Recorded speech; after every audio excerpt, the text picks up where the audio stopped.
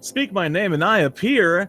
Nick, what have you done? I was in the middle of taking a bath, now I'm just dripping all over my computer. Shoot. It's like Beetlejuice, except I just suffer. Nah, I'm kidding. I'm kidding. I'm not suffering. I'm happy to be here. My only regret is I could not be here sooner. Welcome, everybody, to the Metroid Fusion 100% tournament. We have today CScottyW versus Boxmeister. Two excellent runners facing off here in the arena of... Have we decided what this arena is called yet? I don't think we have. But that's okay. That's okay.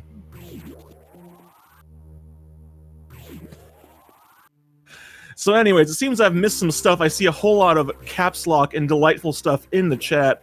I'm going to take that to mean that we had some near misses. Entering into Sector 4, so I'm guessing the sack skip was a little bit sketchy. It can absolutely be that. It's certainly, I'm not going to say free, but a little bit less clench-worthy in 100% versus any percent, but it does not mean it is free. Certainly not. Hello, everybody. How you doing? The Arena of Fusion. That's right. So, let me get myself up to speed here. They are playing on Japanese today. They have apparently agreed to do that beforehand. Looks like Scotty is already in Sector 4. Box is on his way there now.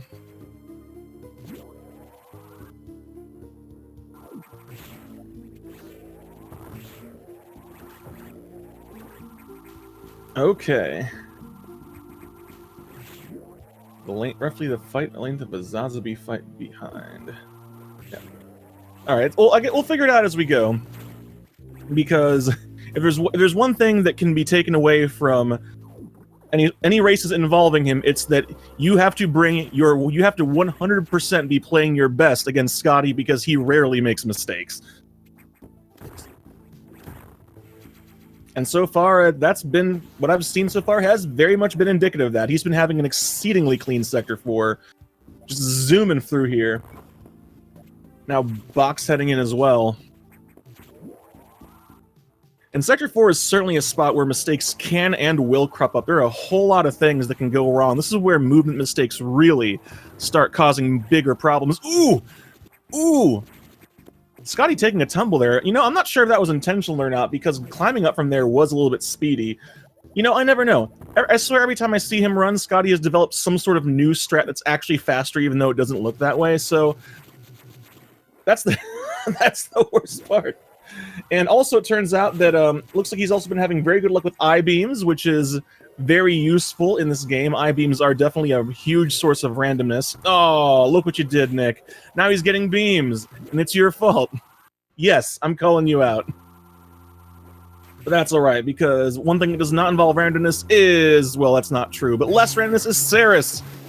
Armed with the charge beam, we can turn this 5-cycle fight into a 2-cycle fight. Scotty got the first hit. Let's see if he can get that second hit. He gets a good pattern. He should be able to finish it off here. And he does. 2-cycle Ceres. Now, can he get the double-doubles on this core? There's the first doubles. There's the second double. All he has to do now is line up that sweet spot. Oh, no! Ooh! Ooh, that was a little bit sketchy there. Almost falling in the water. Looks like he fired that missile just a hair too early and it tinked instead of killing the core. But he made it through. That's really what matters. And Box is making good time as well, getting this missile tank. Now already, the next thing he's got to do is go fight Ceres as well. We'll see how that works out for him when he gets there. But now Scotty just has to do a little bit of cleaning up here in Sector 4, grabbing some items, then heading to lower the water level. Because much as is always the case in Sector 4, somebody has dropped something into the bathtub. And all the water is connected because, I don't know, somebody thought that was a good idea, so all the water is electrified. But we can take care of this. Box climb through that vertical room nice and smooth. Scotty heading left to the control panel to lower the water.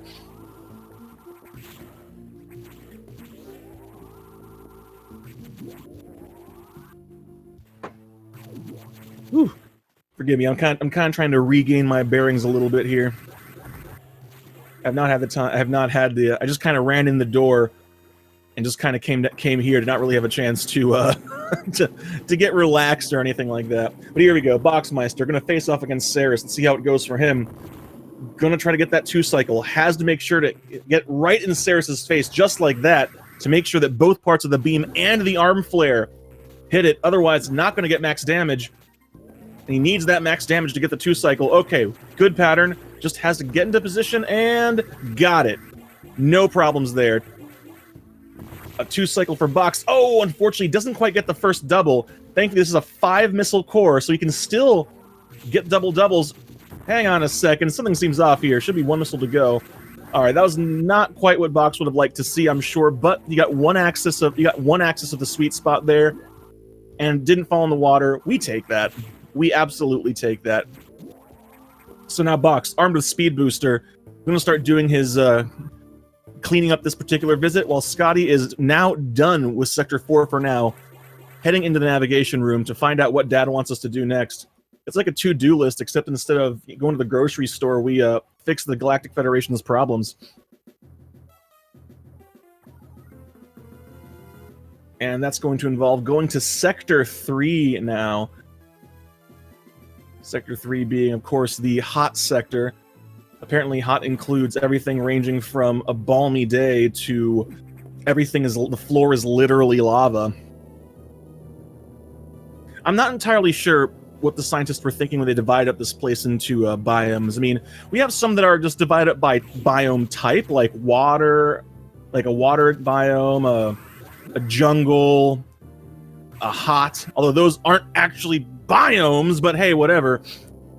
And then we have SR388, because obviously when I think of qualifiers for regions, I think of, oh, arid region, cold region, SR388 region. So yeah, I don't know what was going on here. Some very shady science, real questionable decisions. I think we're dealing with fake nerds here, honestly. But all right, Box has lowered the water level, gonna get out of Sector 4, just has to grab that 1 missile tank and just break through a wall, because that's just what you have to do sometimes. Is he gonna go for a low height and make me happy? Nope. Going to go for the faster strat. That's alright. I can appreciate that. Not everyone is willing to sacrifice time to look cool. I'm not going to begrudge anybody that, especially not in a race. Especially not in a race against Scotty. Alright, Box done. Getting that last missile tank on his way out of Sector 4. Scotty, meanwhile, into Sector 3. Just gonna have to break some blocks here. And unlock the green doors. Because somebody locked them, we're not sure who, but that's kind of irrelevant now. They're probably dead.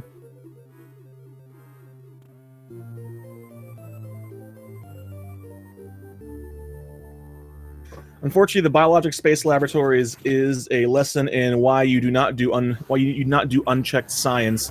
That's a great way to have an unsafe lab result. All right, Scotty heading to Sector 3. Now he's going to go off to the data room to get the super missiles, which are a very, very useful power-up, and he gets the shine break. Oh, yes! Oh, yes! Saving that hat second. Ah! Saving that half second with the biggest amount of swag possible. Also, everybody say hi, Bob. That was Bob. The missile tank we all know and love. That used to be the only item we grabbed in 1%. And Scotty is also one room away now from the data room. I expect him to go for the data spark, an extremely tight shine spark here, because he's actually surprisingly consistent at it. Oh, he doesn't get it. That's what I get for saying anything. Now Box, entering Sector 3, just has to have a quick chat with Dad, and he too is going to go unlock the doors and get the super missiles. I suppose there is some amount of, is it poetic justice that we unlock the green doors and then get the super missiles, which opened green doors in the Super Metroid? Really makes you think, doesn't it?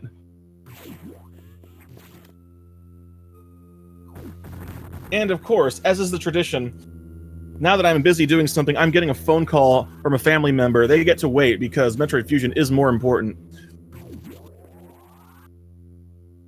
Alright, now Scotty going to face off against Box. Scotty, being one of the probably the person to repopularize the Critty 7 strats on the box fight here. So let's see how it goes for him. If it goes well, he'll get it with only one additional bomb fired here, and flawless fight. That is as perfect a box as you would ever want to have. If you get that, congratulations, you have reached peak box. Don't think about that sentence too hard. I know I didn't. What if it's really important? Well, if it's really important, they'll leave me a voicemail.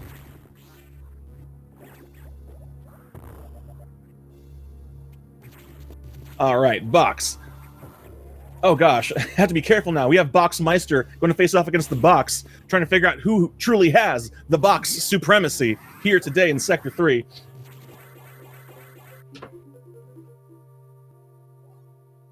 And Scotty done with Sector 3 this time. Going to be heading off now to Sector... I had a brain fart. Sector 6! Sector 6. Now Box getting the shine break as well. Oh boy. These runners know what I like to see, giving me a shine break and a shine spark here, saving that precious half second, but looking real cool doing it. Actually, I think it's I believe it's less than half a second, but still, it doesn't matter. At worst, you break even-ish. At best, you look cool doing it. Oh, he did miss the first spark. I did not see that happen, so unfortunately he lost a little bit of time. But what he lost in time, he gained in swag, and moving up just a little bit in the rankings of my heart. It looks like Box is also going to try to get himself a data spark here, but I don't think he quite got enough skid on the pad there to do it. Let's find out. Nope, he did not. He certainly tried, though. That was what that little hop was. But that's alright. Data Spark saves a tiny bit of time, but honestly, it's not one of those tricks that's consistent. And Box ran way too far left there. You don't actually need to run all the way. But I guess he just wanted us to see the screen shaking, because somebody worked really hard on that effect, and Box is nothing if not respectful of developers. Scotty, now entering Sector 6, the Nocturnal Sector, showing off that at night everybody eats blue jello, except Samus. She's allergic to it. Or, I'm of course joking around. It's not blue jello. It is actually the X-Parasites. Now, Scotty, what are you doing? So, Scotty is either just memeing on me, trying to make me look really confused, or he's got some weird strat cooked up inside his head to blow my mind. Either of which is equally likely. Box facing off against Box fight, showing that he is in fact the supreme Box, although unfortunately having a little bit of trouble there Box does have a recessed hitbox, so hitting those diagonal missiles is rough, and unfortunately also finishing off Box a little bit further to the left. You generally want to finish him off as far to the right as possible, so he doesn't have to walk very slowly. Alright, so Scotty confirming he's just not even sure what he's doing. That's just how it be sometimes. But now it's time for Scotty to deal with the sacks. Time for some yakety sacks, and Scotty's sack strat is a little bit more yakety than most.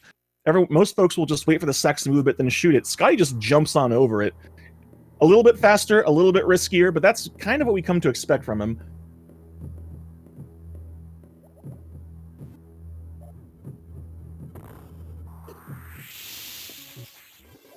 Just like that. No problem.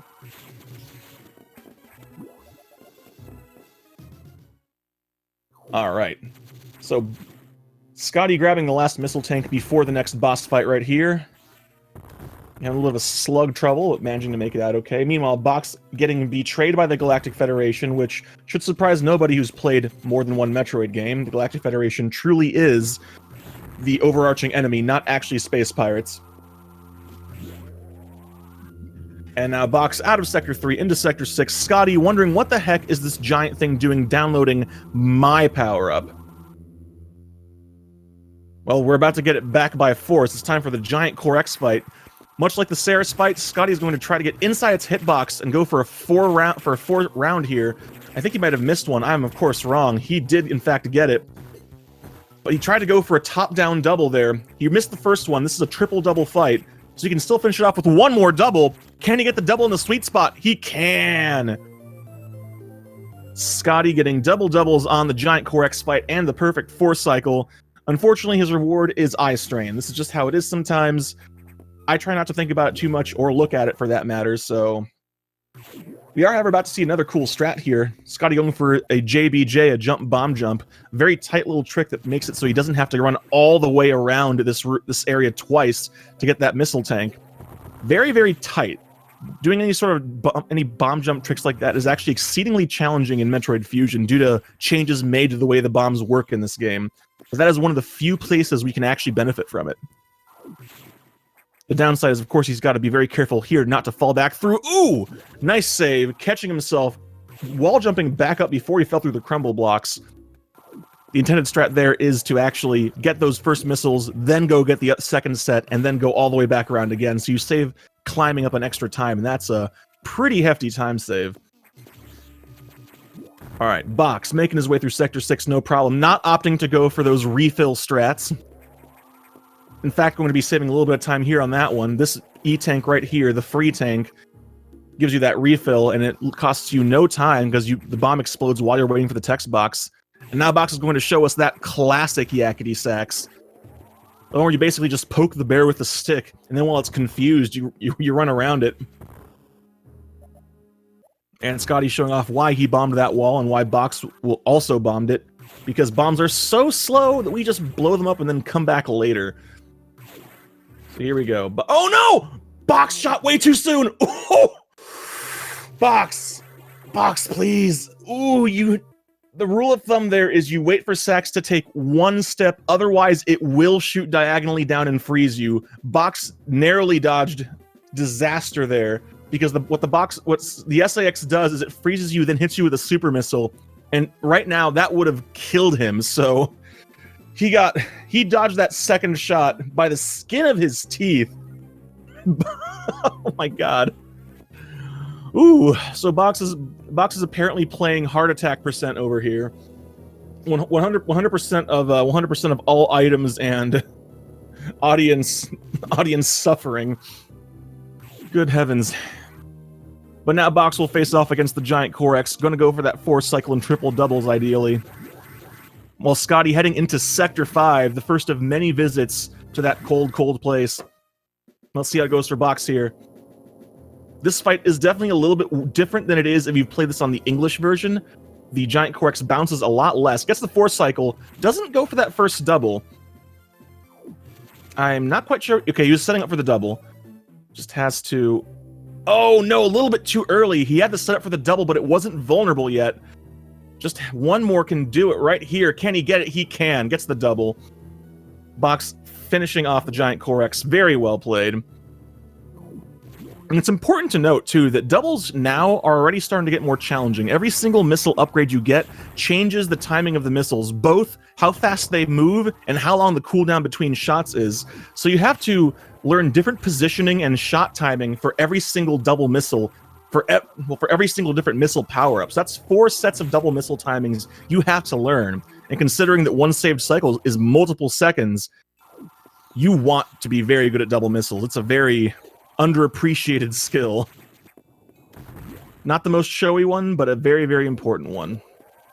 Box also showing off the traditional routing there, going around a second time. He's going to have to do the climb again, but does not. It spares him having to do the JBJ.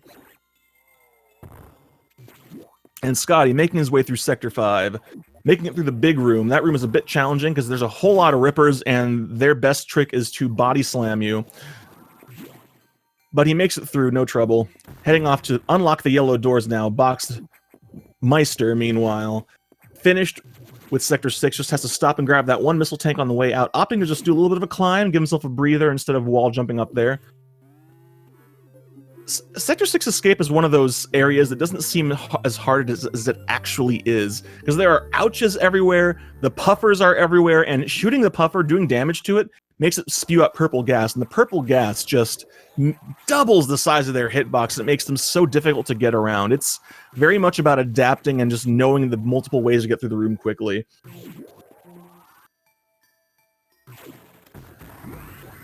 But Scotty has unlocked the doors. He's going to be momentarily grabbing the missile side grade, and Box is done with Sector 6. Just going to have to talk to Dad real quick, then on his way to Sector 5. We are very proud of Scotty for remembering to get the ice missiles. I'm sure this is not the first time it is mentioned, but Scotty very famously during the last Any Percent tournament in the grand finals did what we like to call pulling a secret key, and actually left Sector 5 without getting ice missiles and had to go all the way back from the navigation room to get them, but still was able to pull out the win. Absolute legend. And that is not a short detour either. That's minutes of time. That's at least a minute of time lost there. I don't know the exact time, but it ain't small. All right, Scotty, doing that puzzle room, getting the good positioning on that Ripper. It can form in a number of places facing either direction, but he got a good one. Now he just has to do a little bit more nonsense with killing enemies and reforming them to get out of here. And then he's on to an always fun and popular part of the run. Just to climb back up through the big room, and then the other big room. And Box is just one door away from entering Sector 5 here. Great. No problem. Just smooth sailing so far, moving through the sectors, taking care of business, cleaning up the Federation's messes. Scotty jumping around that ledge there. That's actually a 4-frame jump. Otherwise, you normally have to do an extra jump or a wall jump to get around that. And all right, everybody, you know what you have to do. Because Scotty has done a bad. We don't know what it is yet, but we know where it is. He has done something that causes an emergency, but where is that emergency, chat? Let me see where the emergency is.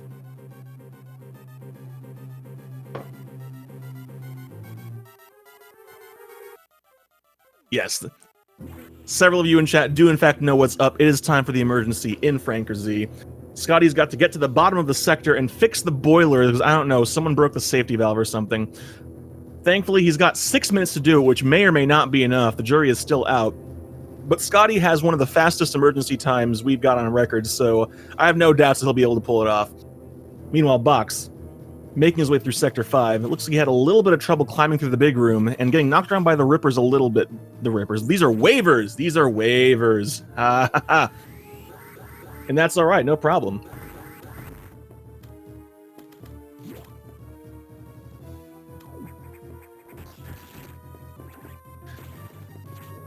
All right. At this point in time, I feel like I had something I wanted to say here. Oh yeah, so Box going to be unlocking that yellow door, then running to the right and running to the right. There is another strat you can actually do here, which is involves a frame perfect shine charge, where you can run to the right, run off the ledge, and then press down the exact frame you land, which will allow you to hold a charge, and you can actually enter the data room from the right side. It's kind of fun. It's completely not worth it, but it's a thing you can do. And yeah, so fun strat there. I'm half expecting Scotty to try it at some point before the end of this tournament, just for funsies.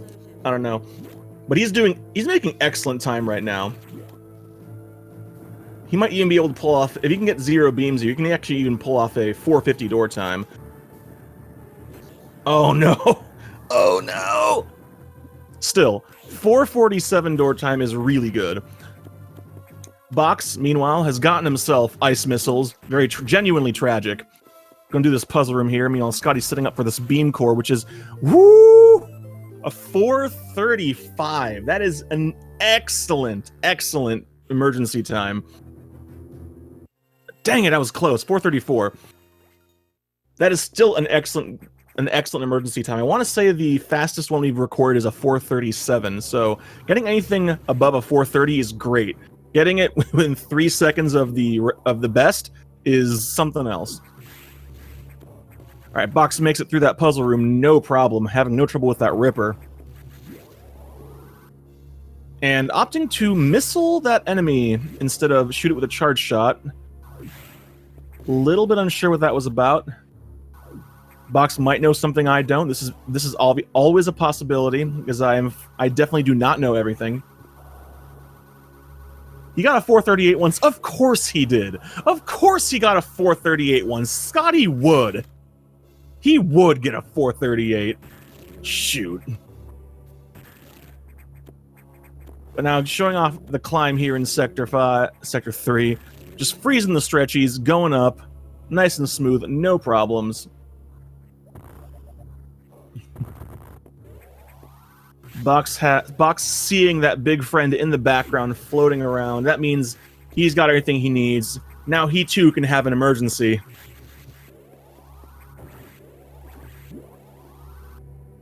Box gonna have to take care of that himself. Head on down, fix the boilers.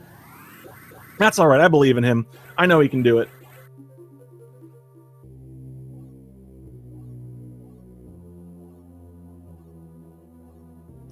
Heading on down into Sector 3 as Scotty heads out, having to accomplish one of the most important tasks of the run, head up to the habitation deck and to save the animals. That's right, infusion is something you just gotta do. Which I'm okay with, because I would have done it anyway.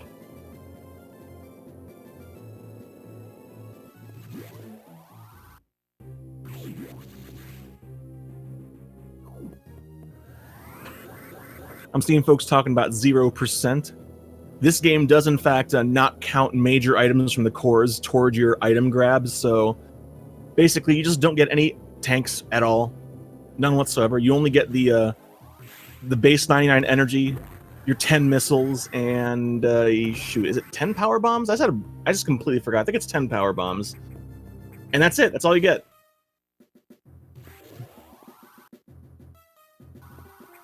Alright, so far so good. Box doing real well getting through emergency. Meanwhile, Scotty just climbing through the main deck there as if it were a bunch of springs instead of actually just really tight platforming. And here we go. Scotty's going to go for a thing here we call the impossible strat. No problem. As it's obviously not actually impossible, but it is easily the most challenging strategy for getting up that room quickly, so it's not easy. There aren't too many runners who do it. Alright, now let's see how Scotty's animal luck goes here. 1 Edacoon, 1 Decora. Where are the other 2 Edacoons? There's one. Where's the other? Oh my gosh, that was a tragically bad animal luck right there. I am so sorry. All right, now Box facing off with the wide core here. Misses the first double. The second double looked good, so we can just get one shot with a sweet spot here, and he'll be in good shape. All right, a respectable 429. Can't really complain about that. Well played.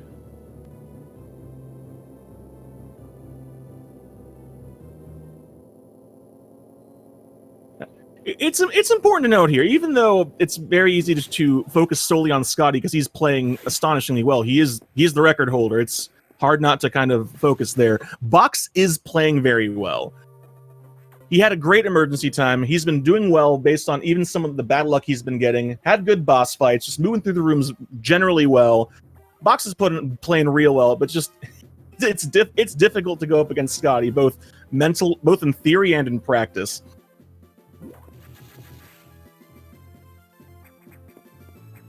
But now Box is done with Sector 3. You're going to be heading on up. We're going to see another one of those swanky Sector 5... I keep saying Sector 5. One of those swanky vertical shaft climbs here in Vex... All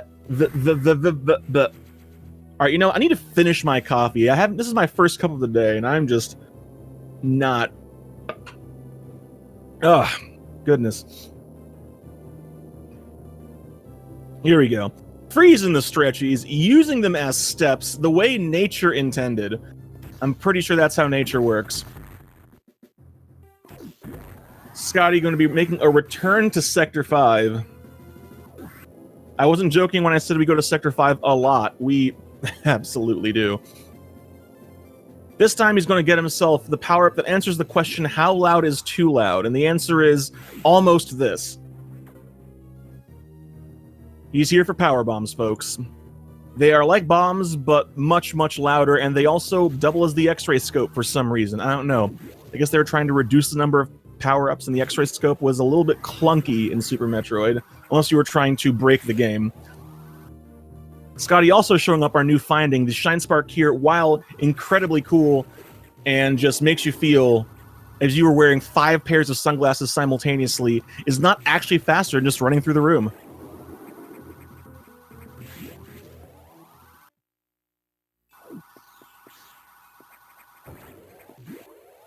It absolutely makes you feel alive. But here we go. Scotty now getting power bombs, and Box heading on up to the main deck, going to also do some animal saving.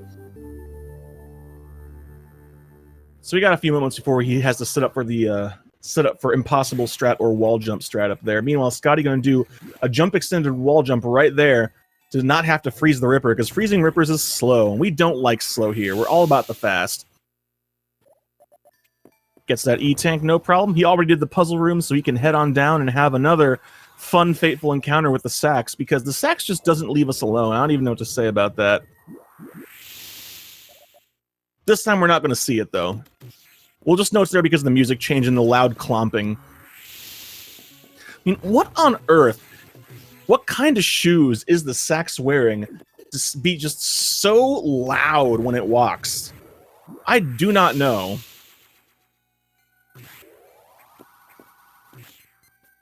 But here we go, a little bit more luck here. Oh no, Scotty getting really far left Ripper there, but thankfully knowing about how to set up for that jump extend, making it work. Meanwhile, Box also getting the shine break here, shooting on up like a rocket, and gonna save those animals. Let's see how his luck shapes up here. Oh, I saw that Edakun run right past the door.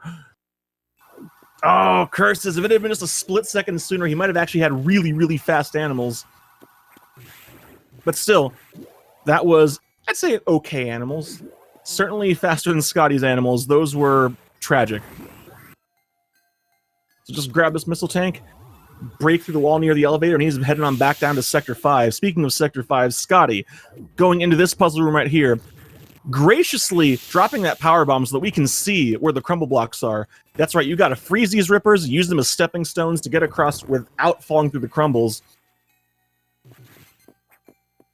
It's more challenging than it looks. It's very easy to screw it up. Thankfully, with enough practice, you can get better at it. But it's one of those tricks. It's one of those rooms where it's the moment you start to take it for granted, you mess it up in a race.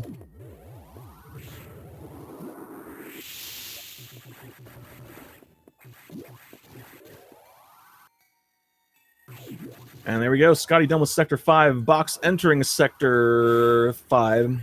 I got a little bit confused as to where exactly he was. He's still on the main deck. But now, speaking of the main deck, Scotty's got to go back to the main deck again. Because this time, Computer Dad has found something in the ship and he wants to talk to us about it.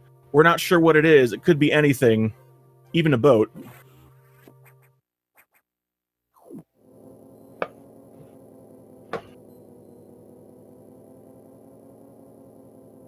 We're gonna have an elevator high five right there. I would also like to say that SpeedGaming does not, in fact, endorse sticking your hand out of elevators. That's a great way to no longer have an arm. Please don't do that.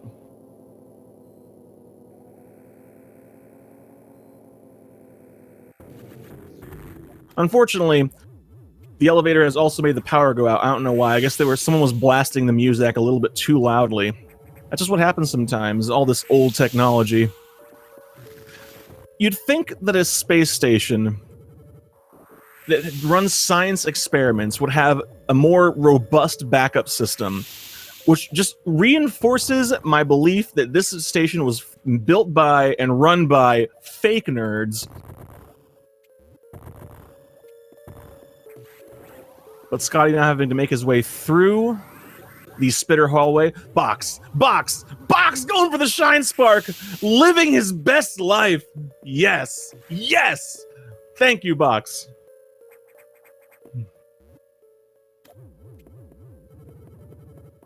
Scotty showing off a fun property of power bombs there. As long as the blast hits the blocks that can break, you don't have to see them actually break. They'll be broken when you get back. Save yourself a little bit of time there. Alright, so Scotty's back at the ship. And turns out that Dad found the animals! There they are! Yeah! They're so happy, look at them. Alright, Box now has power bombs. I expect he's going to go for the... He's going to go for the Ripper here. Not even going to try for that wall jump. Because missing that wall jump, you might fall way far down and lose a lot of time. So if you're not sure, it's best to just go for the Ripper. Meanwhile, Scotty has found that somebody's science fair project has gone out of control and just kind of clogged up the reactor. Because that's how reactors work, right? I'm no nuclear physicist, but I'm pretty sure that's not how reactors work. Anyway, we don't have time to worry about reactors. It's time to worry about bosses, because Scotty is entering the boss gauntlet now. We have to face off with multiple bosses, all in rapid succession here. Not much time to rest between them, and they can all be very challenging. This first one in particular has a really bad habit of just wasting time. And there's nothing you can do about it, so we'll find out. Everybody, welcome to Yakuza. Also, welcome to I-beams, I guess. 2 beams for Scotty there, that's no good. He's going to be shooting off-screen, because you can actually hit it before it appears, but only if you scroll the screen up, which is why he kept jumping. And now here we go, there's Yakuza. He's getting caught on purpose to reset the cycle faster, and hopefully he gets the 1 cycle! What?! Scotty, please, how many souls do you have to sell? Just get this luck. God. He got the best luck you can get on phase 1 there, and he's going for phase 2 doubles, and he got at least 1 that I saw. And now it's time for ice missile doubles, even harder than super doubles. Gets the 1, doesn't get the second, so he can get 1 more double in a single here. That one looked good. Just can he finish it off right here with a sweet spot? He can. Scotty having an almost perfect Yakuza fight there. Not quite getting the triple doubles, but getting the 1 cycle. Luck being on his side once again. Meanwhile, Box, realizing he froze that Ripper a little bit too far to the right. It's got to be a bit more left, or he is going to fall the far left there. There we go. That should be enough. He's going to have to be careful. Oh, the saves! The saves! Box just keeping his cool, being like, whoops, that didn't work. No worry, I still got this anyway. Just showing off the gumption of a winner right here. Box not letting it get him down.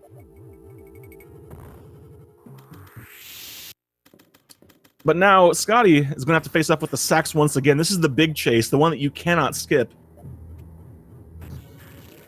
Just have to kind of keep it out of your way while we try to get through this place as quickly as possible. Now, the game wants you to run to the next room here and hide, but that takes forever, so we're just going to break through the floor quickly. Now, if I'm not mistaken, they are playing on Japanese, so we're not going to get to see cool out-of-bounds strats in this room. That's just always unfortunate. Not that we actually would in 100%, because in 100% we do have to grab a power-up in this room. So here we go. This guy is going to grab this power bomb tank, then head on to the next boss, which is honestly almost not even worth mentioning. Notori is kind of an absolute... It's more just of a time waste than a boss in 100%. But we'll see about that in a moment. So Box, meanwhile, done in Sector 5. Going to head up and have a power outage if I had to venture a guess. Things do seem to be kind of consistent from game to game. This is not procedurally generated. God, what kind of roguelike is this? But here we go, Scotty entering the Notori fight, dropping a power bomb to blow up them spores, I guess? And he's standing far right enough that the left one does not actually fire spores. So he just gets to stand here and spam missiles. That's it, that's the fight. Stand on far right of platform, spam missiles. Maybe occasionally jump. But that's it. That's it, the boss is done. I have to go for these low ceiling doubles here. These are a little bit tricky to get, but I think he looks like he got them just fine there. Just has to get this last ones here. There we go, triple doubles, no problem. Oh gosh, Box having a struggle in the spitter corridor there, getting spit on multiple times. Thankfully, he does have to drop that power bomb regardless, so not being able to break through those speed booster blocks is not as big a deal as it would be in any percent. Bit of saving grace. Not to mention also more health means the spitters will not kill you. Waited to see those bombs explode because sometimes you just have to see them blow up to make sure that you believe they're gone. Now, it's worth mentioning here is Scotty drops that power bomb. He dropped it late on purpose. There is one interesting feature is not the word. One drawback to power bombs is that while the screen is shaking during the explosion, Samus cannot grab ledges. So right there, if he had wanted to grab that E-tank but drop that power bomb too early, he would have just had to wait. You would have just had to wait. So you're going to see Scotty and Box drop power bombs in very deliberate times to make sure they don't end up stuck having to wait for the bomb to finish exploding. Scotty remembering to get this item. This one can be easy to forget, especially if you climb up the right side instead of the left side in this room. And Box now one room away from facing off against Yakuza. But he's going to have to get good luck and play real well here to try to gain some time back. Scotty did get the one cycle Yakuza, which, at least in the races that I've seen so far, we haven't had one yet. So it's not a very common set of luck. Yakuza does tend to favor higher number of cycles because it's a jerk. A huge six-legged jerk. But anyway, Scotty can head off to Sector 5 again.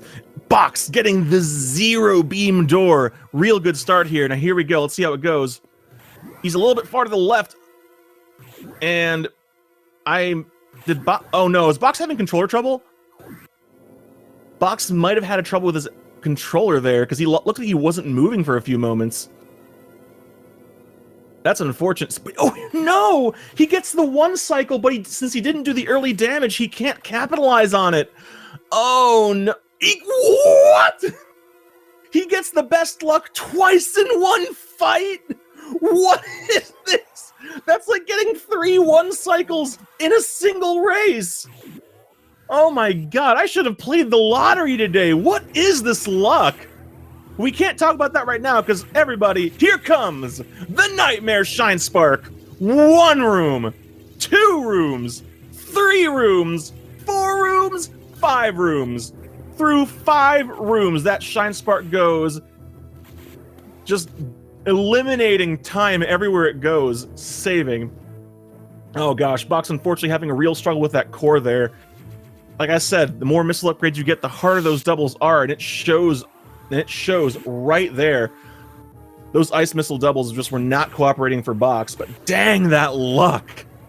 I don't think I may never see that level of Yakuza luck in a single fight again as long as I live. That was impressive.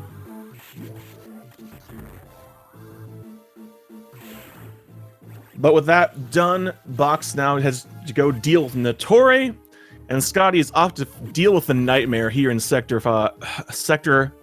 Yeah, 5. I said 5 and it was 5 for once. Hell yeah. I'll take a drink to that one. Of coffee, because I'm trying to both hydrate and caffeinate at the same time. Just have a couple of items to grab before the nightmare fight here. Now, Bach's going to face off against the Sax, by which we mean just kind of run away from it, but that's all right. We can't hurt it just yet, so we just have to make the most of it. Just has to break through the floor here, and no trouble whatsoever. It's Scotty just getting real bad I-beam luck there. He's just going to have to do a quick unmorph to grab the sledge before he falls. No problem, and here we go. It's time for Nightmare. So everybody in chat, I'm going to need your help a little bit here. So Nightmare is a thing. We're not entirely sure what to call it. So I want you to take a look at Nightmare, both either this phase or the third phase, and let me know what you think it looks like. Meanwhile, we're going to go through the first 2 phases real quick here. That was the first phase right there. You missed it. And that was the second phase. Here we go. On to the third phase, the real meat and potatoes of the fight. It's going to move towards Scotty very slowly while he spams missiles and then start flying around the room. When it flies around the room, it's either following Scotty or an invisible dot. We're not sure which. He's got to figure it out and then make the nightmare appear in its entirety on the screen, just like that. Line up for a few more missiles and finish it. Scotty getting the exact count. Gets the first double, again with the ice missile doubles. Second double, this is a triple double fight. He has to get a double here, and he gets it. Not quite sweet spot, but close enough that when he jumps up, it's there waiting for him. That was a flawless nightmare fight. Excellent, excellent, excellent. And his reward for this one is the gravity suit, the best looking suit in the game. I'd say don't at me, but you all know I'm right on this one. Meanwhile, Box trying to get doubles on this plasma core right here. Plasma core is a little bit dicey, like I said, because it is a bit of a low-ceilinged room, and with ice missiles, you have a much tighter window to nail those doubles. It needs to be really low, and you need to be really high. But he's done. He's got plasma, and Scotty's got the last powerbomb tank on this particular visit to Sector 5, and he's going to be on his way into underwater Sector 4. That's right. It's time for some nice, soothing music, accompanied with horrible suffering and terrible wildlife. Underwater Sector 4 is very relaxing, but is terrible. Starting off with this, the worst room in the game. Look at all these orange croissants. But these are not made out of butter and pastry. They are made out of tears and crying. They will just knock you around. Even Scotty is getting knocked around in that room. That's saying something. But he makes it out in relative as quickly as he can, grabs himself a powerbomb tank, and now heading down to unlock the red doors. Making good use of power bombs and missiles to clear the way here, because enemies will, in this area, enemies do like to reform in other places just to be incredibly annoying, but that's okay. We can deal with annoying enemies. We have many things in the arsenal already. All right, Box has finished off that, heading out of Sector 2 now. Momentarily, we'll be heading into Sector 5 to deal with Nightmare himself. Which means we get to see the Nightmare Space Boost again. Not the Space Boost. The Nightmare Shine Spark. Nightmare Space Boost is a cool trick. An exceedingly cool trick that isn't actually faster than the Shine Spark. But dang it. If you pull off the full-length Nightmare Space Boost, it doesn't just launch you into the final room. It launches you into number 1 in everybody's heart. That's how powerful it is.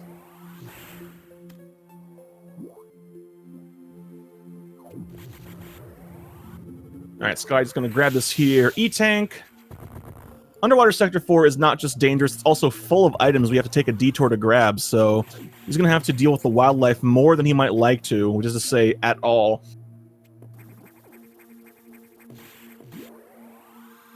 Just going to have to deal with some more of the fish pirates. Fish pirates, of course, being like pirates, but worse. And then set up for a difficult little shine charge in a few rooms. So we have a few moments to deal with that, so we'll see. That'll give us enough time to see if Box can set up for and get the ever-important Nightmare Shine Spark. That isn't just a cool trick, it is an important trick. Nightmare Shine Spark saves a lot of time versus running through those rooms. So much so that even if you miss up the the initial setup, it's still worth going for the backups, even multiple times. And he gets it, no problem. There he goes, flying in a perfectly straight line through multiple ruined rooms. Don't got time to look. I got places to go, says Box. Enemies so impressed they drop red X's. Meanwhile, Scotty gets double red X's and gets the shine charge without any trouble. That's a very tight shine charge to get right there. You have to crouch really close to that wall and then blast through that pillar. The backup is intended strats, and we don't like using intended strats, but thankfully we don't got to see those today. Just gonna go onward to the data room and get diffusion missiles, the final missile upgrade. The tragically underused missile upgrade. And what is with all the red X's? You really don't have a high chance of seeing red X's outside of the doors, but we've been seeing a lot of red X's in the last 2 minutes. What's going on here? Is this the lucky race? Is this the race where just really low probability things happen? I don't know. What I do know is that the diffusion missiles are pretty great, but they also take forever to charge, like something like 6 seconds, which is an eternity in this game. So the best way to deal with them if you're going to use them is to charge them through a transition, because one cool thing about Fusion, through any kind of screen transition, if you enter charging your beam or your missiles, you will always come out the other side with a full charge, saving you those precious, precious seconds, particularly with the diffusions. Meanwhile, Scotty going to be finishing up his Sector 4 cleanup here because he's got nothing better to do, so he's just going to grab that power bomb tank and then just be done. That's it. Sector 4 is finished. No more items to get here. We'll be passing through it very quickly during cleanup later. But he's on his way to talk to Dad and then head off to Sector 6. Meanwhile, Box is going to face off with Nightmare. Going to go for the... Gets the ledge grab. I always get a little bit nervous with that one, because if you miss that ledge grab, you have to go all the way back around after fighting Nightmare to get it, and that takes a very long time. You don't want to have to do that. So here we go. Once again, the saddest... Looks like an old-timey TV screen a little bit with a baseball on it, maybe? I'm not sure. But that was Phase 1. Here comes Phase 2. That was Phase 2. Now, Box, onto Phase 3. Gonna do the tango with the Nightmare, and let me tell you, it's very difficult to dance with somebody who has no legs whatsoever. You've seen 2 left feet, how about no left feet? So he's going to try to get the Nightmare on screen in the position he wants. Looks pretty good, a little bit high maybe. A little, just low enough that he can hit it and finish the fight. Box has finished off Nightmare very quickly, very good fight. But can he get the triple doubles? A little bit too quick on that. He can still get double doubles at the same time here, but he's got to get them subsequently right here. Oh, a little bit, not quite. Having a bit of a struggle with the doubles today, it looks like. But Box does manage to finish the fight and get himself the gravity suit. He's going to be moving on to Underwater Sector 4 here. Now also armed with the Gift of Style. I'm not gonna lie, if I had to go out dressed in purple and teal, I would rock that. I would with the biggest smile on my face, and I would feel as good as I look.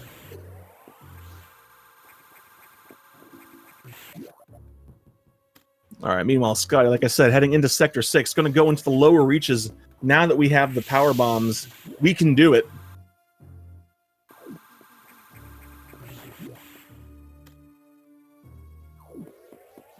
We're going to be seeing these rooms multiple times, so everybody please make sure to pay attention. I don't know where that missile went, but dang, Sky just freezing those puffers without the diffusion. Just doesn't even need them. And I think I saw another red X appear there, but I'm not sure. The only thing I am sure of is that there's no entry without authorization, because this lady told me so. Alright, that shaking can only mean one thing. I saw someone mention it earlier, and yes, indeed, the Box has in fact become a pro gamer and is now the Xbox. It has been infected by the X parasites, and Scotty going to go for his somewhat bonkers strat here of just pseudo screw attacking into its hitbox to get the faster hit and finish the fight quicker. Getting those, that's such a fast fight. That is such a fast fight. And it's not, and he's making, again, he makes it look not as hard as it is. It can knock you off the ceiling when it jumps, and if you're close enough to hit the recessed hitbox with missiles, you're close enough to get hit by that if you don't move. So you have to be very quick and very precise in your positioning to deal with Xbox in a timely fashion, and Scotty was both. Warning, no entry without authorization. And in case you had forgotten, don't worry, she's got you. There is no entry without authorization, but that's okay. We have authorization in the form of a piece of paper that says we can enter. By piece of paper, I of course mean wave beam, which is the reward we got for beating up the Xbox. And what's our reward? Getting to go into the restricted area, which is full of Metroids. That's right. You thought we would get through a Metroid game without seeing Metroids? You thought wrong. Here we are. Unfortunately, we also have to deal with this. The SAX truly is the guest who will not go away, breaking your doors, coming to your parties uninvited. We just cannot trust it with anything. Scotty getting a 55 escape time there. Real good. He should have no trouble whatsoever getting away from it before it explodes. There it goes. Goodbye. So Scotty's gonna have to unfortunately get lectured by Dad here. It's fine. You know how dads be. They just talk at you, and you have to sit there and listen, because if you interrupt, they start over. So we're not doing that. We're not about that life here. That's slow. Meanwhile, Box, having unlocked the red doors, making his way through Underwater Sector 4, eliminating fish pirates everywhere he can, because fish pirates are bad, and they should feel bad. Oh, God! Why are fish pirates so bad? And another red X! Why are we seeing so many red X's today? What is this?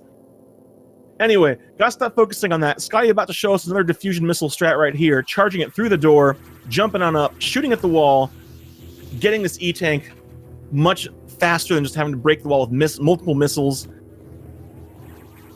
I'm gonna take a little detour here to grab one item, then he's on his way to the last I-door boss. Meanwhile, Box, getting the shine charge, gets the first recharge. Gonna have to watch out for that croissant, though.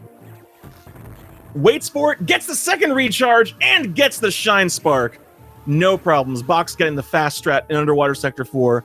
He can go and get those diffusion missiles with his head held high.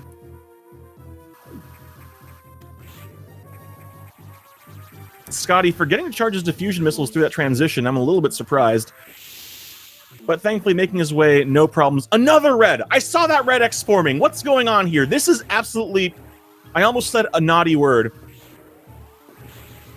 I almost didn't have the time to... I didn't give myself enough time to talk about gold pirates. We'll have to come back to them. There's a cool trick for them. Don't worry, I'll tell you later. More importantly, we have to figure out what's going to happen with this boss. This is the final eye door. How many beams? 1 beam. 2 beams. 3 beams. Are we going to get 4 beams in the last door? I kind of wanted us to get 4 beams. That would have been kind of epic. Instead, here we go. He's happy to see us. He wants to share this song. He worked very hard on it.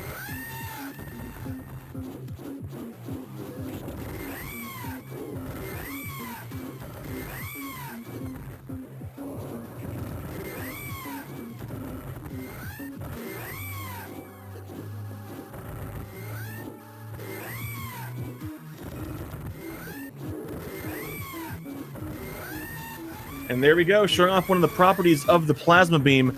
It does damage for every frame it's inside an enemy hitbox, so Scotty was aiming for those diagonals everywhere he could to maximize damage. Trying to set up for diffusion doubles, but diffusion missile doubles are... he gets 1. No joke, they are...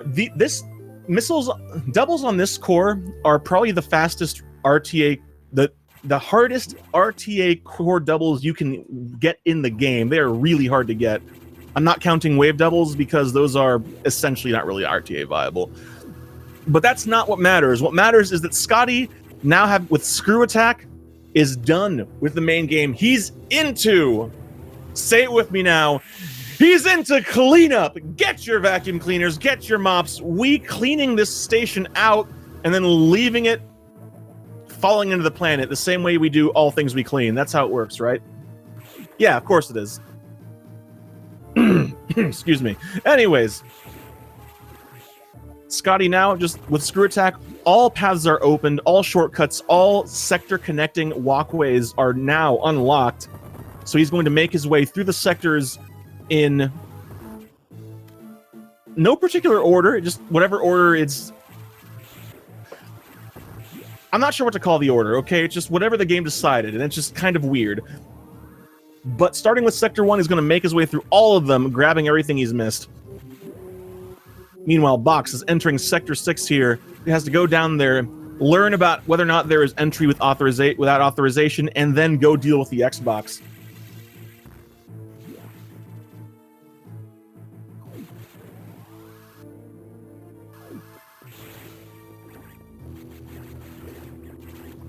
Alright, Scotty, coming up on the most challenging bit of Sector 1 cleanup here, he has to break these blocks, and then get a Shine Charge, carry it all the way to the right, kill an enemy, and then Shine Spark up.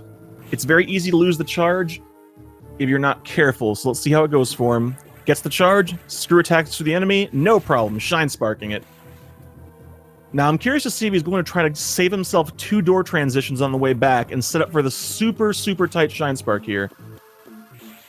I think he was trying to. Let's see if he can pull that one off. He does! He gets the super tight Shine Spark, unbuffered no less, saving himself 2 screen transitions, and now just heads on up here to get the E-Tank. That is not an easy Shine Spark to get. But Box, here we go. Heading into the room, gonna give the Xbox something to think about, letting it come to him.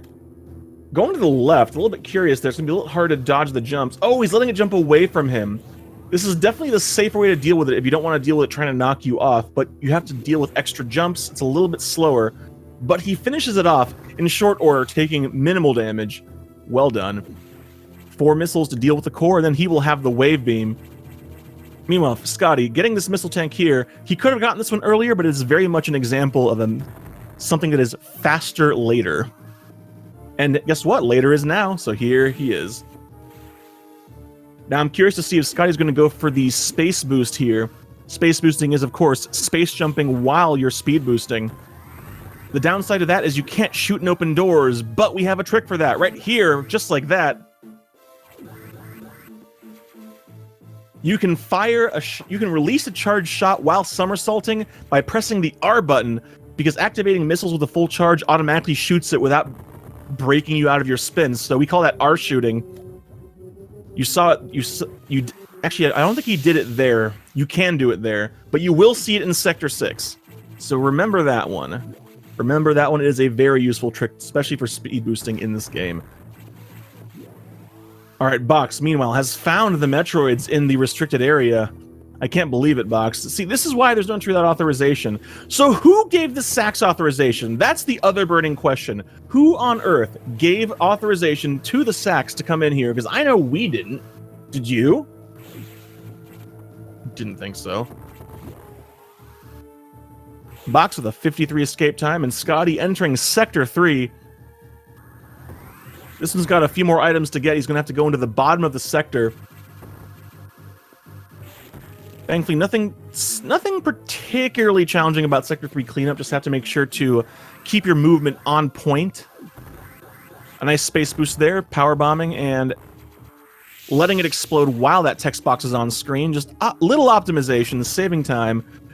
Once again, in a linear Metroid like Fusion, you have to save time everywhere you can, doing little things like that. Meanwhile, Box is getting lectured by Dad because Dad just really likes the sound of his own computer voice, you know? Here we're going to go for another little JBJ nonsense there, just like that. So he doesn't have to wait for the power bomb to finish exploding. He can just take advantage of the bomb to get into that little tunnel. In this game, you cannot get into a morph ball tunnel against the ceiling just unassisted because, well, if you jump and try to morph, it kills your upper momentum. You cannot carry it up like you do in Super Metroid. All right, Scotty, showing off the spicy new RTA strats. Ever since we switched to real-time leaderboards last year, there have been some changes to routing. This is one of the more notable ones. Cleaning up the left bottom side of Sector 3 first turns out to be a little bit faster because we don't have to do the slow, stretchy climb. Scotty accidentally tumbling through the floor there when he didn't mean to. But he's done with bottom left. He's going to head on to the bottom right, where he will grab a couple of items, grab an E-tank, a missile tank, and then 2 power bombs, and at that point, just start heading toward the exit. Meanwhile, Box, cleaning up this bottom part of Sector 1 here, going to go face off against the Gold Pirates. I said I'd talk about them later. Later, once again, is now. The game wants you to shoot them in the back, but we don't want to deal with that. So instead, we shoot them and then quickly turn around, because the game doesn't actually check you're behind them. It only checks that you're facing the same direction, because reasonably, why would you shoot and turn around quickly? You really wouldn't, but we do, because we speedrunners. That's what we do. So 2 Gold Pirates done and dusted, heading off to fight Ridley. Scotty, meanwhile, finishes cleaning off that big room down there, shooting up through these power bombs, and grabbing this other power bomb tank, and then just pass through some familiar rooms. Sector 3 is almost done. He's got, I want to say, 3 items left to grab, and he's out of here. Meanwhile, Box going to face off against Ridley. Ridley, however, much like before, wants to sing us a song. That's what he does.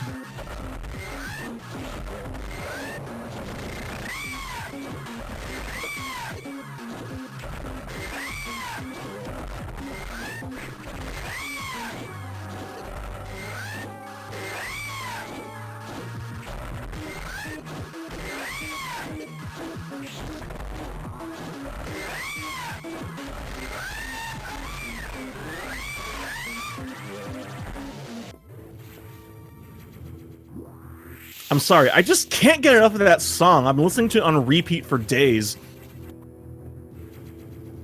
But anyways, Box finishing off.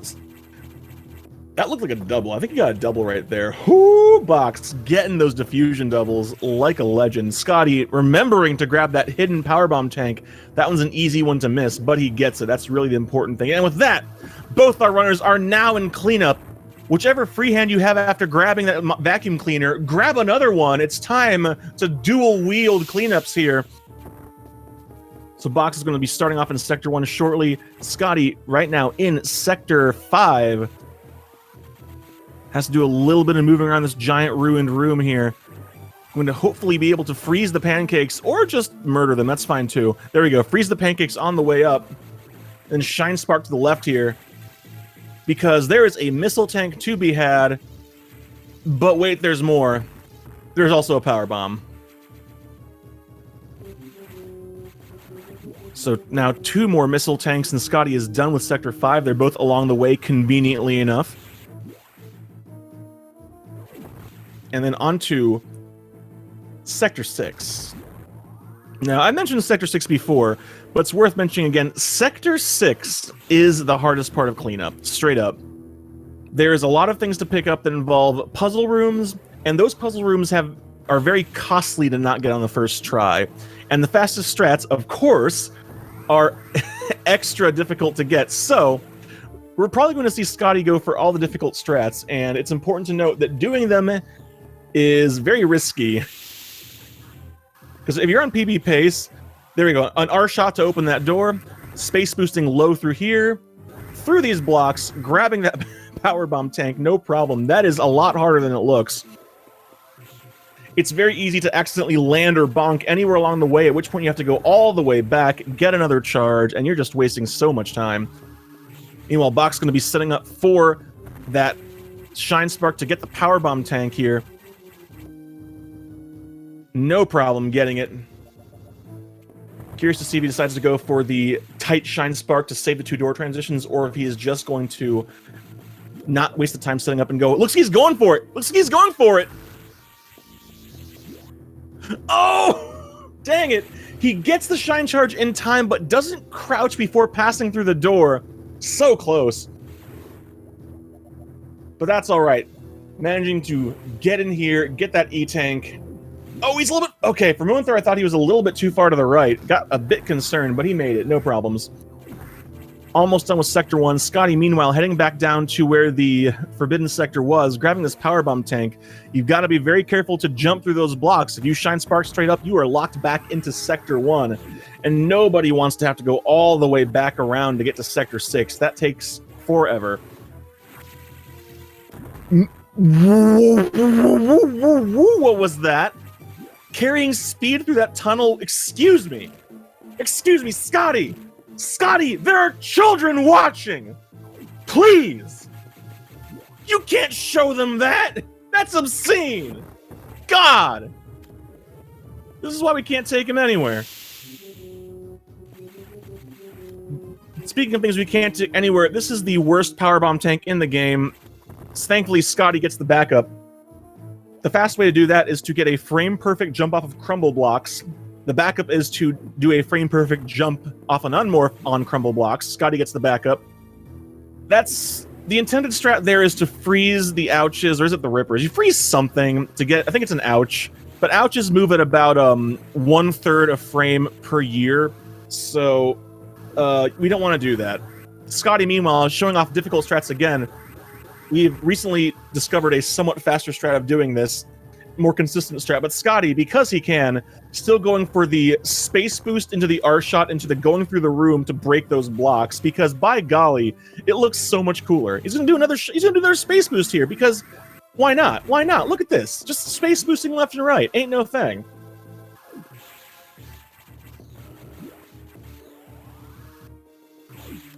Alright, Box, meanwhile, playing it smart, checking the New Game Plus map to let him know that he has everything in Sector 1. I like this move. Thankfully, once you beat the game once, playing on that same file, the game does give you a checklist, but only in the sector you are in. They will not add the more comprehensive map until Zero Mission. So he's got to check them as he goes. Now he's just going to have to make his way through Sector 3 here. Unfortunately, this room in particular can be a bit of a nuisance. Gotta deal with that one side hopper whose favorite trick is just stopping you from getting speed. But thankfully, Box makes it through. Space boosts through the wall and is going to be heading on his way to the bottom, where I'm curious to see if he has learned the RTA strat there. Because I think the last time I saw him race, he was still doing the in-game time strat. Meanwhile, Scotty went through Sector 4. Like I said, that cleanup was done. No big deal. Now on to Sector 2. Sector 2 is the second hardest sector in cleanup. Starting with this room right here, right from the get-go, Crumble City. We call it Crumble City because you can't see it. All these blocks are crumble blocks. Take my word for it. And you are at the mercy of Space Jump, which is the worst item to be at the mercy of. Space Jump in this game is terrible. It hates your happiness and would probably do terrible things to you if it weren't just in a video game. But Scotty makes it through Crumble City without any trouble. Going to be heading on down to do some mid Sector 2 cleanup, I suppose. You can't really break up Sector 2 like you can Sector 3 quite as easily. Alright, Box looks like he's going to be going for... Oh, no! Box didn't get enough charge! Almost in position, and it ran out. He's going for classic in-game time cleanup here. He's going to clean up the right side first, then go clean up the left side, which means getting the shine charge first, and then getting stuff in that big room. Scotty, meanwhile, is going to be coming up on a room I hate with every fiber of my being here in a little bit. Not quite yet, just after this room here. Unfortunately, you can't just hold down the jump button in ball form to jump on crumble blocks like you can in Super.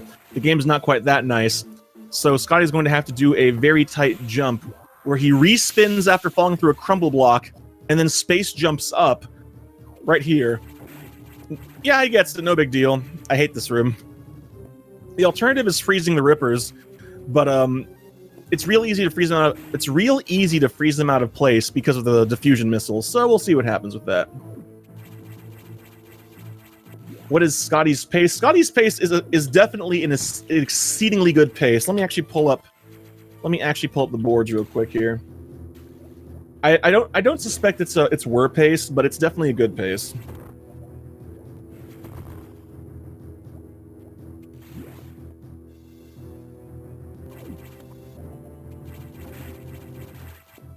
All right, meanwhile, Box doing the left side of bottom of Sector 3 here. Scotty going to be heading on to the final puzzle room of Sector 2. Which is... I don't know if it's the most challenging puzzle room, Sector 2, possibly, depending on who you ask. Some folks say Crumble City is harder, but this one can definitely be challenging depending on the strats you choose to use. Well, Box, having to do the stretchy climb here, doesn't have to do the freezing anymore because he does have he has high jump and he's just going to climb up the left side of the wall here. Now, I expect Scotty to go for the challenging strat of trying to save a charge on the crumble blocks up top and then fall quickly. So he's going to have to carry the charge all the way up, then break through a wall, grab an item, pause, unpause, and then get the charge here out of the text box. Well, he doesn't even need to pause and unpause? What the heck, Scotty? Oh my god, this guy. This guy! Every time I think I understand this game, he does something, and I look like I don't know what I'm talking about. Let me tell you, trying to get a shine charge on crumble blocks is not something you just do. But anyways, while I'm sitting over here lamenting that fact, Scotty is done with Sector 2 cleanup, and that means he's done with all the sectors of cleanup. There's only one item that stands between him and 100%. There's a single powerbomb tank on the main deck on the way. Well, not quite on the way, but close to on the way to the operations deck. So Scotty's going to have to stop and grab that and then be on his way to the final sax fight. Meanwhile, Box, Sector 5, opens that door, takes care of these pancakes. Oh, goodness. He's just going to have to go through the left. He might opt to do a space boost. Maybe do a little bit of swag. No. Just going to shine spark. No big deal. But with that, just the 2 missile tanks and Box entering Sector 6 cleanup, so he's going to have to deal with all that obnoxiousness. Hopefully, he's steeled himself for the horrors of Sector 6. And with that, Scotty should be at 100%. He has been firing extra missiles, so we can't tell if he has full missiles counts or not, or full powerbomb count. We will only know for sure once he grabs the final core X and we can see the missile and bomb counts. In the meantime, though, Dad is so disappointed that he has prepared an even longer lecture, and this lecture actually also contains a slideshow, so if anyone has anything they need to do, like go to the bathroom, or make a souffle, or possibly just write the next chapter of your novel, just go right ahead. You have plenty of time here. Don't worry about it. So Bach's going to be setting up, going for the Shine Spark strat. He does it at the ground level. This is the intended strat. It'll carry you through these blocks, but not quite low enough to grab that powerbomb tank. It's also possible to do a higher Shine Spark, but he's going for a backup strat that I kind of like here. Run along the top, and then do a low shine. Oh, not quite low enough. Well, a little bit too low, rather. You can do a low Shine Spark there to grab the powerbomb tank on a second pass. That's one of several backup strats. Instead, going for the intended strat, which is the backup to the backup. Sector 6 cleanup is so dicey that it's just full of backups. It's pretty much like watching a live performance from the Supremes. They're just like all the backup dancers, you know, kind of like that. Meanwhile, Scotty has discovered that Computer Dad is actually real fake Dad, so he's gonna have to go take care of the sax now. That's how it works. The SAX fight is actually kind of a cool fight. The plasma beam is not as good as it usually is because it actually just hits it once and knocks it back, but it turns out if you keep the sax frozen, the plasma beam's damage per frame does still work, so we're going to have to keep it frozen while making diagonal shots through it. But it's very tight, because it doesn't stay frozen for long. If he does it, we can get 4 shots here. Not quite 4, 5 shots. Still very good. Now, if he does it right, he can get a 2-shot second phase here. First shot fine, second shot as it jumps, maximizing the damage frames. Gets it! Perfect second phase. Can he get the triple doubles? That double looked good. We're looking real good here. Triple doubles from Scotty on the ice core. Top-notch sax fight. let me tell you, that is very much not the intended strat for the Sax, but that is much faster than intended. So if you can get the timing for those charge shot missile, this will save you an eternity. Incidentally, Box went to get those power bombs near the forbidden sector, didn't quite make the jump the first time, had to go back and get the charge again. Thankfully, not getting stuck. You don't want that. There are crumble blocks there, but getting stuck is a fearsome thing. So Box is going to be setting up now for the worst power bombs. You know, Scotty getting the zigzag, a very tight back and forth somersault through that room. So here we go. Box going to go for the worst power bombs, while Scotty going to be setting up for a low height shine spark here. And a little bit too high. That is a very, very tight shine spark to get. Thankfully, he did better than his usual accidentally shine sparking into the wall. But here he is, the big boy. Everybody say hello to Omega. He grows up so fast. Unfortunately, hasn't learned its strength yet, kind of giving us the unpleasantest high five, or more like a high 2. It only seems to have 2 big clawy fingers on its hands. Box showing up.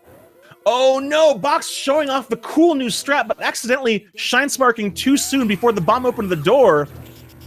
Scotty, meanwhile, setting up for the vertical quick kill here, which is a little bit harder, but faster, and gets it. Scotty moments away from finishing this race. As soon as he loses control, when Samus faces the screen, he's finished. And he's done. Scotty done with... I'm not sure what the official SRL time is because I was in such a hurry to get here that I did not open the SRL channel, so we're going to say an unofficial time of 1 hour, 37 minutes, and 44 seconds. That's GG's to Scotty.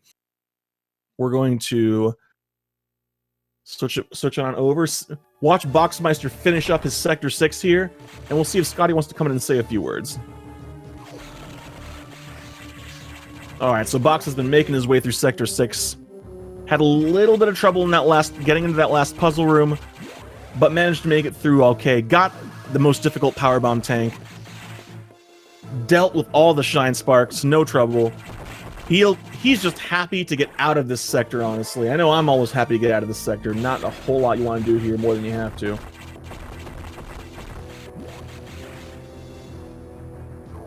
Into Sector 4. Like I said before, Sector 4 cleanup was already finished. Just passing on through, no big deal.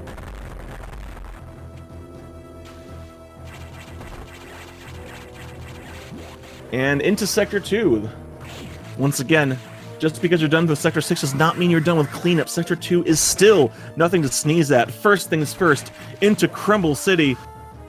Can Box wrangle the space jump into submission quickly enough to make it through without falling through the crumble blocks? Because falling through the crumble blocks does mean having to go all the way back around, and nobody got time for that. Scotty, GG. Hello, thank you. So unfortunately, I didn't quite catch the beginning, but I heard you were getting some unholy luck with eye doors for a while there. I think it was really only the beginning that I was getting good eye door luck. I got 0 beams on both morph and charge, but then I got beams on like every door after that. Yeah, that's definitely true. I think I showed up, suddenly started getting bad luck. But then you got the one cycle Yakuza, so that was okay. That was that was good. That was nice. Yeah. So I think there was something you did that I wasn't sure about. That I'm like, is that some sort of new strat, or was it just an accident? What the heck was it? It was probably accidental. I heard you say that, and I'm pretty sure it was accidental. Okay. Oh, I think one of them was the refill in one of the sectors. I think it was Sector 6. Oh yeah, that was completely accidental. I was thinking of doing the door fix there, and I jumped like an unholy number of frames early, and just landed right on the recharge. I mean, sometimes that just happens. You take the recharge or shame, I guess. I don't know. Yeah, you know, it's fine. Yeah, it happens. Yeah.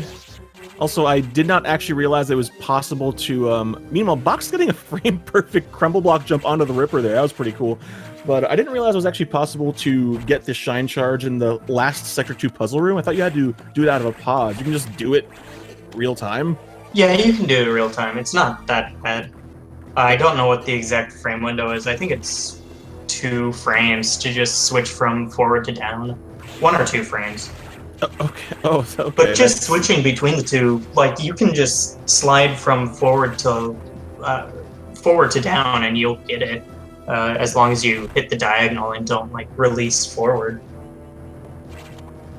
That's asking a lot. I'm not going to lie. It does. It doesn't. It might sound complicated or difficult, but it's really not. I assure you. Okay. Like you can do that. You can practice it just by doing it over the other crumble blocks in that room, and you'll see that it's not hard. All right, I guess it's one of those I have to give my thumbs some pep talk because I still have to do that for a lot of things, as it turns out. but aside from that, how'd you feel? Like overall, how did this run feel? Like, what sticks out in your mind is especially good, especially bad, or just memorable? Honestly, it wasn't. Aside from a couple embarrassing mistakes and like bad RNG in some places, I felt pretty good about it. I got, let's see, 1, 2, 4 golds in that whole thing. Dang. So I saved, let's see, overall I dropped my sum of best down probably 6 or 7 seconds at least. Yeesh, that's nothing to sneeze at. Not to Not mention too bad, yeah. you put up a time that would be 3rd place on the board, so that's a real good race time. Yeah. I mean, I hadn't been getting any 137s lately, but granted, I haven't really been practicing all that much. But to get within 30 seconds of my PB is really good. Oh yeah, for sure. And I think I just had a really good cleanup.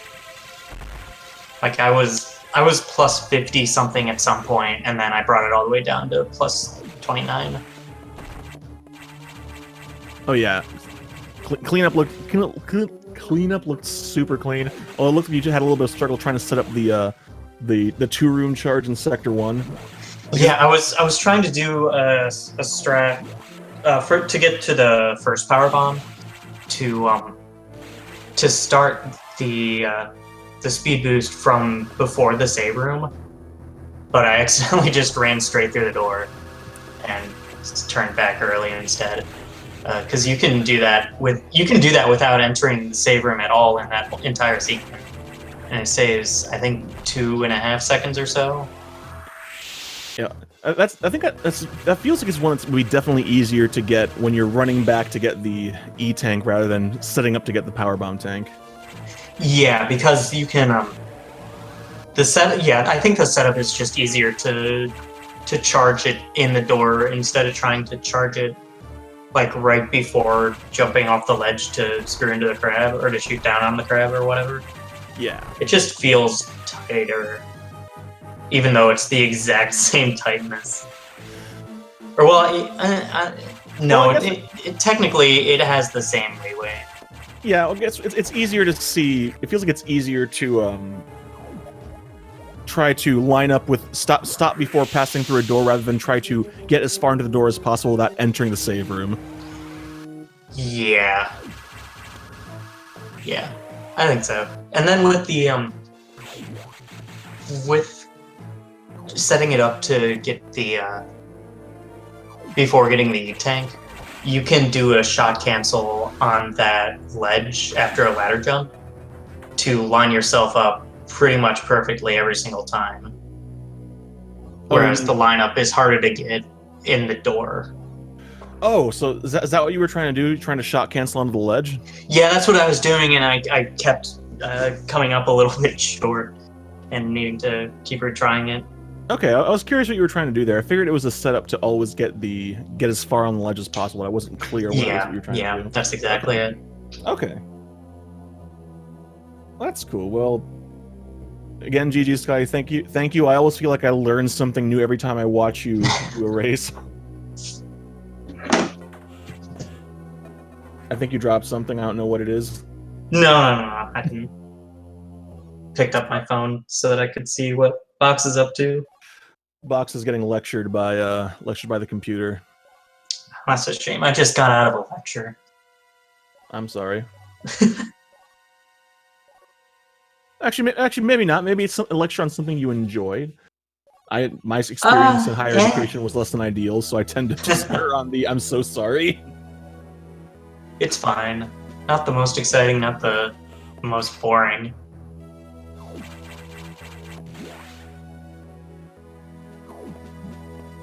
All right, but Box is heading up to fight the Sax as well. As far as I know, Box does the tried and true diagonal freeze strat here, so let's see how that goes for him.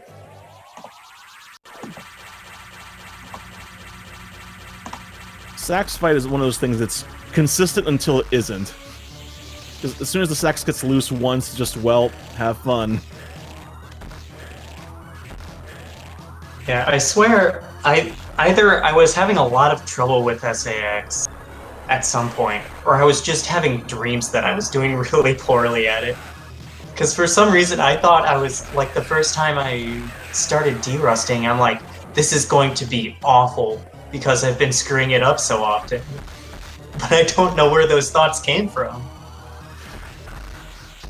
I don't know, you might have been picking up my brainwaves, because I always feel like I have the worst Sax fights. Maybe I was watching someone else play poorly. Oh yeah, it's... that's not necessarily you, Crunchy. It's okay. I'm not trying to I wasn't about talk down to you. I wasn't about to say anything about that. I was just saying that the Sax fight is just an annoying fight, because if it goes well, it goes really well, but as soon as it gets away from you, you're just losing a lot of seconds. There's not much you can really do about it. Yeah, it's really hard to recover after SAX breaks free. I mean, in 100%, you at least have very little chance of dying, even if it breaks free. But it's still, you're just like, do I just go for do I do the intended strat then? Do I try to freeze it on the ground and shoot horizontally, which is a slightly different timing? I mean, you just got to make the call fast, because if you leave it loose, it will still kill you. Oh yeah, for sure.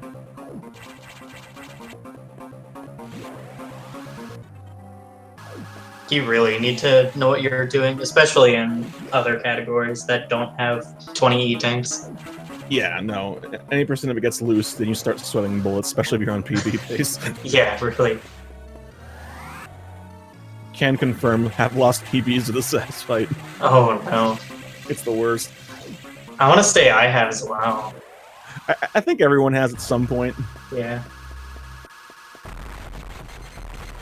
And this wasn't like when I was starting out either. This was like when I was going for 44. I'm pretty sure I tried to SAX at least once.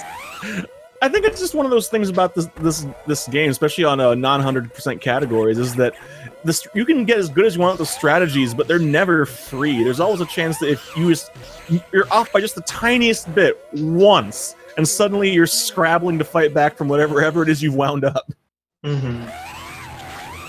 But Box says the 250-74, so he's got the 100%. Goes to the diagonal, quick kill, puts the Omega to bed. No problems.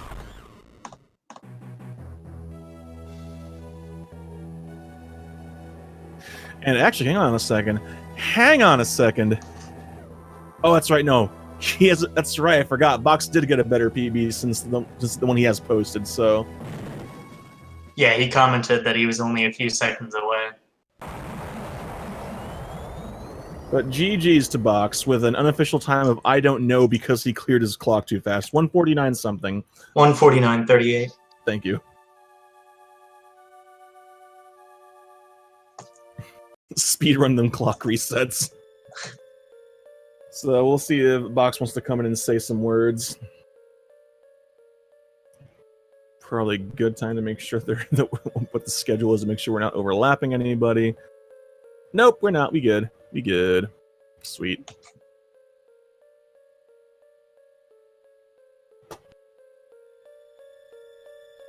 And here he is. Hello, Box. GG. Hi. GG Box. 3 seconds away from PB. And that hurts. Yeah. the timer changed color right at the end. I was like, this looks like a PB, then it turned bright red. Oh, dang it. Yeah, I knew it was gonna be very, very close the moment I entered the Omega Metroid room. But yeah, I mean, I made a few mistakes during the run, and I had some pretty close calls. Yeah, I arrived just in time to miss the first one, and then still somehow managed to get caught by the second "oh god" moment. Yeah, have you seen what happened on my sector to SCX to the very first one? I got here right after that happened, but I got here just in time to see chat do a whole lot of caps lock. Basically, what happened, I got frozen, and he basically froze me, and it ate my A input. I exited the door a pixel before the missile hit me, basically. Oh god. I was like, oh my goodness. Yeah, and then in Sector 6, you got diagonally shot, and I was like, oh no, Box, no. Nah, usually when that happens, you're fine, because you have plenty of time to dodge the second one. But yeah, that was a bit sloppy. In the end, mistakes like that have cost me a PB, I think. Well, But- unfortunately, that's just how it goes. But the fact of the matter is, you're playing consistently at your best, close to your best time, and that's something you can definitely be proud of there. Well, in this case, it's also because I actually still have a bit to improve on this category. I have to admit, I haven't played Hundo as much as any percent. But I did get the very swaggy shine charge landing in Sector 4. Yes. Oh, nice. Yeah. Oh, it was pure accident that I got it, but I'll take it. You're not supposed to admit that. No, but GG, Scotty, you played really well. I had to re-Steam open, and I was like, yeah, he's pulling further ahead. It's fine. Yeah. I mean, As I long played- as you had fun. I did have As hard as fun. it is to have fun playing Fusion Hundo. Yeah. Y'all are nuts. Forget about this game. Come on. No, I really do enjoy this category when I'm not grinding it out. Yeah, the grind is rough because it is not a short run. Yeah, I was hoping to get the strats in Sector 6 with the Power Bomb and the Shine Spark, but I was slightly too early with the Shine Spark. So, yeah. No, yeah. Sector 6 feels like there's been some innovation in Shine Sparking in Sector 6 cleanup, and that's pretty darn great because Sector 6 cleanup is the pits.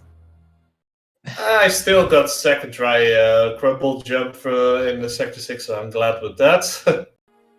Not that you get stuck in there forever. I did mess up the space boost where the secret laboratory was. Tends to be one of my weaker spots, but Ooh. Mm-hmm. yeah, I tend to jump too early, basically. And hit the block right before the breakable blocks. Mm-hmm. Oh well. I need to check there if you can jump into the doorway. I probably need to work on that still. I mean, I got a few goals this run, so I'm happy with how relatively well I performed. Yeah, But goals are always good to get. Yeah, it'll be fine. So I'm dropping down a bracket. No big deal. That means that you and I can probably have our rematch in the losers bracket. It's fine. You might be placed on opposite sides of the bracket. In the finals.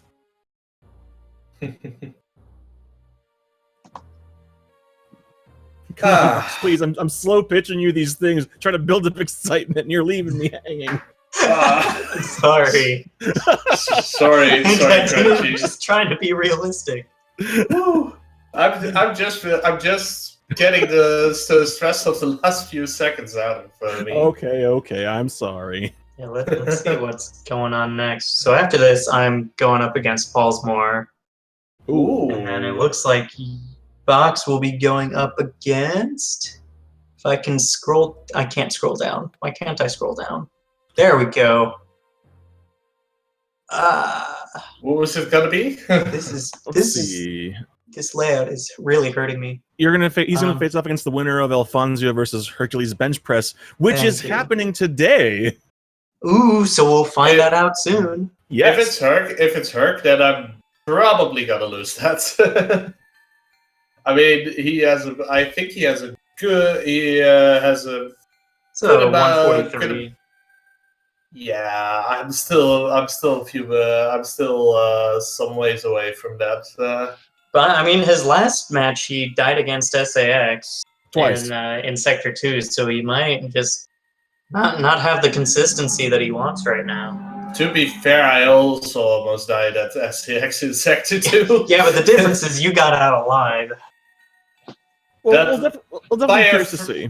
By a pixel, jeez, that was the closest I've ever seen that happen. I'm not gonna lie. Had an entire pixel to spare. Come on. You literally saw the moment the door transition kicked in. You saw the missile right as it entered the doorway. Basically, it was halfway in the door. That missile was quite the sight to see. But you know, it's gonna be fun. Although, if I depends. If I win next week, then I'm probably gonna have to have a talk with tournament organizing because I'll be at ESA the week after. Oh. Yeah, gonna have a good time down here in Europe with our local speedrun marathons. Gonna be fun. Anyway. Once again, GG's Box and Scotty. That was a real fun race. There was plenty of very stressful moments, but we both made it through. Seems everyone had fun. That's really all I can ask for. Yeah. And for anyone who needs a little bit more fusion in their life, don't panic. We've got more. Like I said, today, in fact, at 5 p.m., which is in an hour and 20 minutes, over on SpeedGaming 6, The Sace, we have more Metroid Fusion, Alfonso versus Hercules Bench Press. That's going to be a good one. Figure out who's going to face off against Box in the next race down in the Lures bracket. I've been very good at words today, okay? I've just been masterfully crafting words that no one has dared create. I mean, it's kind of a bracket you get lured in, I guess. Let's go with that, yeah. And on top of that, there's also plenty of other things going on. We got Goose Game going on right now. We got Azure Dreams, Crystallis Randomizer, more Kirby and Amazing Mirror, Mario Sunshine. I forgot that was going on. Mario World, No Cape, No Star World, just all sorts of real good stuff. So make sure to click that little schedule link below the stream if you want to know more about what's happening on all 6 of the Speed Gaming channels. But otherwise, I've got nothing else. You two got any final thoughts? Nothing. GG Box.